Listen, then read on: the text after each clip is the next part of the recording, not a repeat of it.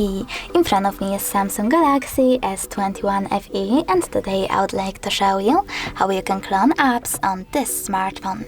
Firstly, go into Settings, scroll down and tap on Advanced Features. Then scroll all the way down and choose Dual Messenger. Now, click on the switcher next to one of the available apps that you wish to clone. In my case, it's only Facebook, so when I click on the switcher next to it, I can see that pop-up in which I need to select Install, Confirm, and over here you can use separate contact clicks by tapping on this switcher. I don't want to those, I will go with Next, choose Yes, and wait.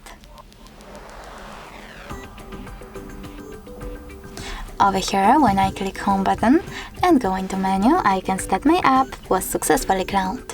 Thanks so much for watching. If you enjoyed this video, leave a like, comment and subscribe. Bye!